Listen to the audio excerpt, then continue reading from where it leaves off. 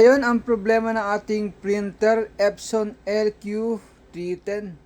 O repair natin ngayon to. Disassemble natin. Una po muna tanggalin dyan. Ito pong nasa gilid na to. Hinahatak lang po yan. No? Tapos meron po itong apat na screw. Isa, dalawa, tatlo, apat. Yan po muna yung ating tatanggalan dyan ng screw.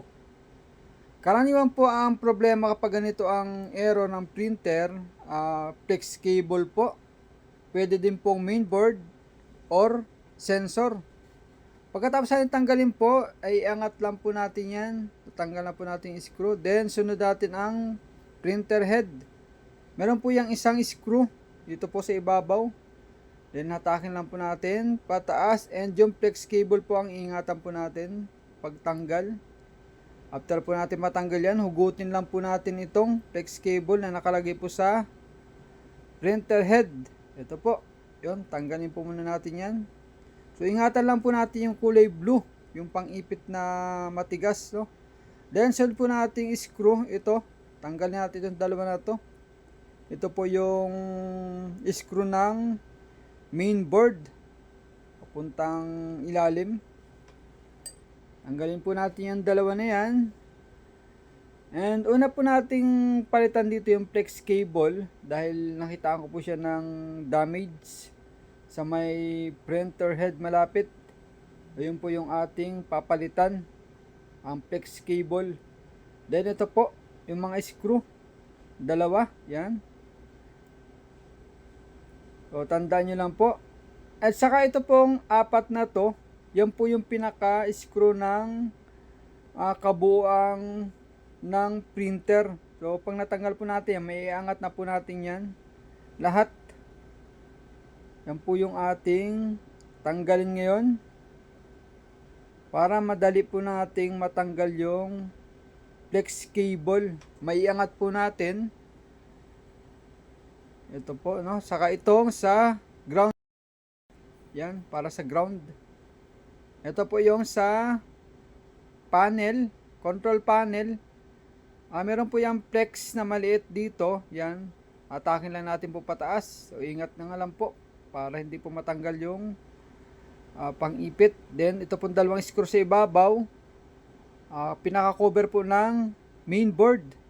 Then, sa mainboard po, yan po nakakonect na po yung flex cable na yan po sa mainboard. Dalawa, tanggalin po natin yan. Papunta pong printer head yan. O yun, natanggal na po natin. Maiangat na po natin yan dahil natanggal na po natin yung apat na screw. Iangat lang po natin ng konti yan para lumuwag lang po yung ating pagtanggal. Then ito pong pinakalak ng flex cable yan. Pag natanggal na po natin yan, susundutin lang po yan. Then i-slide po natin pakaliwa, no? Slide lang po natin yan. Then angat po natin.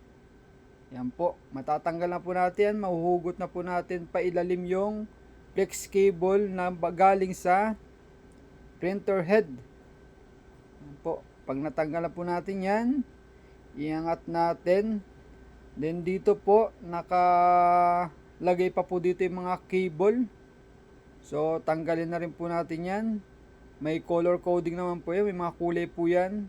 So meron lang po diyang dalawa na medyo may kalituhan. Mamaya po ipapakita ko po sa inyo yung dalawang puti. At saka yung cable niya kulay red, no? Yung isa para sa sensor. So tanggalin po muna natin lahat para madali po natin matanggal yung flex cable yan.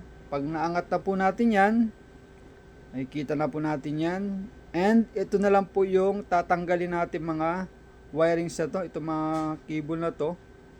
Galing yan sa iba-ibang parts, no? Galing sensor. Yan. Papuntang board. Yan po. Ito na po yung ating papalitan ngayon. Ito po yung flex cable. Ito na po.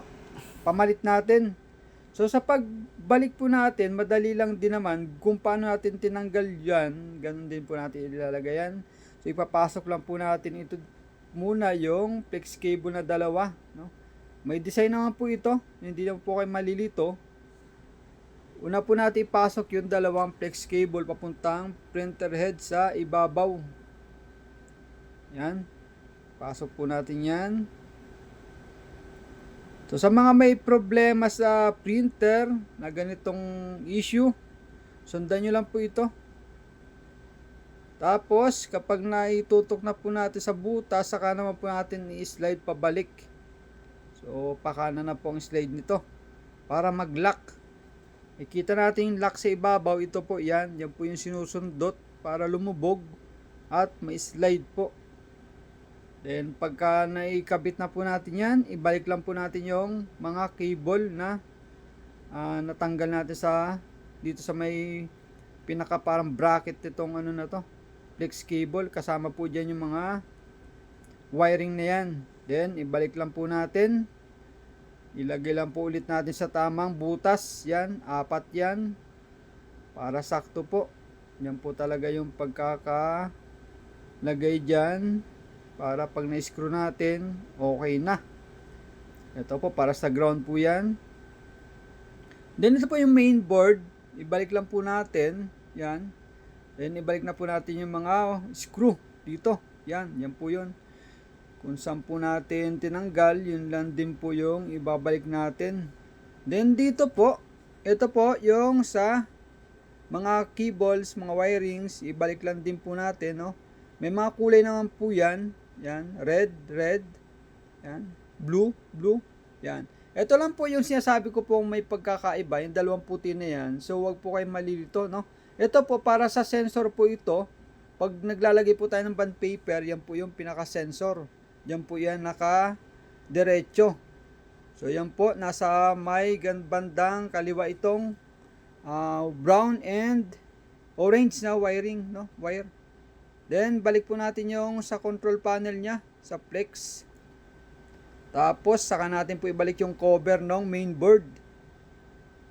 Yan po, screw na po natin yan. Para matest po natin kung goods na. So madali lang naman po magpalit ng flex cable dito sa LQ310. Kung halimbawa main board po yung may problema, ito lang po yung papalitan. Yan po. O yan na po, naibalik na po natin, no? Ito po mga screw na to. Yan, balik lang natin yan. Then sunod natin dyan, ibalik dyan yung printer head. Ito po. So same lang din naman, dalawa lang din naman po ang ano niyan, ang slot ng butas para sa flex cable. So ganyan po yan. So wala po tayong tagahawak ng camera, kaya ito po, naibalik na natin siya. And then lagay lang po natin yan dyan ulit, no? Unahin lang po natin ipasok yung flex cable. Then kapag okay na, saka natin i-screw. Lagyan natin po ng screw yan. Huwag po natin kakalimutan tong screw dahil kapag nag-print po tayo yan, masisira po yung sa pinaka lock ng printer head. Plastic lang po yan, no? Yan. Dapat po naka-screw para hindi po maluwag. Yan, try natin po mag-test print. Saksak po natin. Power cable. Yan. Tapos, on na po natin. Okay, no? Yun po. Goods. And then, lagay po tayo ng bond paper. So, feed natin. Bond paper. Para makapag-try po tayo. Test print po tayo. Yan po. Then, after po natin maglagay ng bond paper, ipa-power off muna natin to. Power off po muna tayo. So, baba ko lang po yung pinaka-ano niya. Adjust. Yan. Power off natin yan. Okay. Then, pagka na-off na po natin, long press lang po natin yung sa load eject. No? Long press po natin to. Ito po. Ito pong button na to. Huwag nyo pong bibitawan yan. Then, power on po natin. Huwag nyo pong munang bibitawan hanggang sa mag-print na po siya. Pag nag-print na po, saka po natin release. So yon, okay na po ang ating problema sa ating printer Epson LQ G10. Again po, pa-subscribe na po ang ating YouTube channel. Thank you po.